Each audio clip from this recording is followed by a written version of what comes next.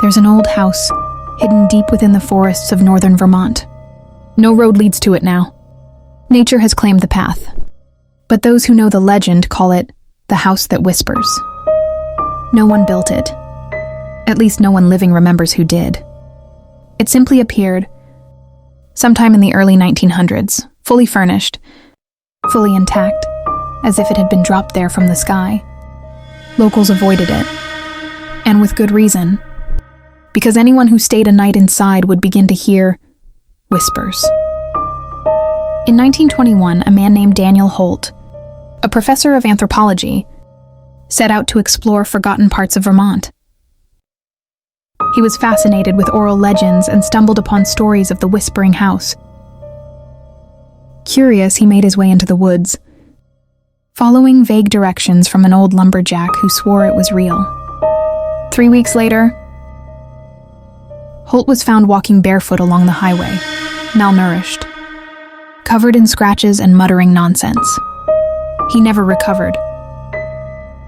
His journal, discovered years later in a Vermont antique shop, contained only 2 readable lines. They never sleep. The house speaks through them. The walls breathe. The few who dared enter the house always reported the same first signs. A constant low hum, barely audible but impossible to ignore. Cold drafts in rooms with no windows. And at night, faint voices. Not speech. Not clear words. Just sounds like breath trying to form language. Some said the whispers came from the walls. Others claimed they came from under the floors. One even swore he heard voices coming from inside the fireplace ashes. Sarah and Martin Ellis, a young couple fleeing the Great Depression, found the house abandoned but in perfect shape. No one else had laid claim to it. They thought it was a gift from fate. For a while it was. Sarah kept a diary. Her early entries spoke of fresh air, quiet days, and the relief of safety. But after 3 weeks, the tone changed. She wrote of sleepless nights, cold hands touching her ankles, and voices that knew her name. They whisper our thoughts before we think them. Martin doesn't smile anymore. Something lives inside the walls. Then the entry stopped. Neighbors found the house empty months later. No sign of the couple. Their belongings were still there. Food still on the table. And inside Sarah's diary, one last sentence scratched violently into the back cover. We live here now. Investigators later discovered that the house's structure was wrong. Rooms would shift positions. Hallways would be longer than they should be.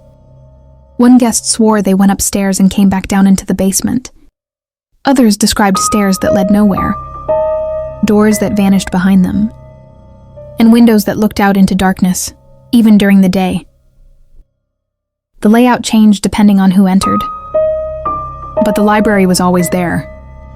And in that library, a mirror sat on the mantel, framed in black wood, covered in dust. But in every report, one thing stayed the same. No matter where you stood, the mirror showed someone else standing beside you. In 1968, a group of locals decided to burn the house down. They poured gasoline around the foundation and lit it, but the flames refused to catch. Even paper inside wouldn't burn. Matches went out. Lighters failed. And then, the whispers began. Loud, aggressive, screaming into the ears of those nearby. One man suffered burst eardrums. Another lost consciousness.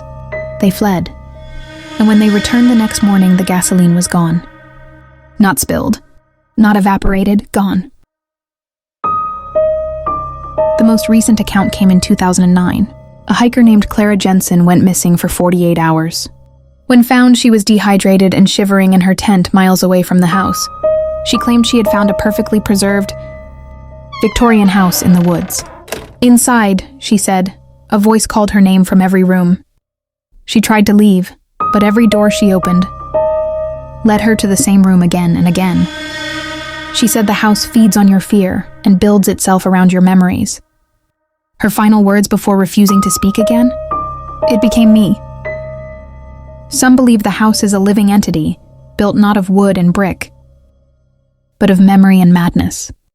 Others think it's a thin place between dimensions, a pocket of existence where time folds and reason collapses. A few whisper that the house isn't haunted. It's the ghost itself. A parasite that mimics safety until you stay too long. Today, people still search for it.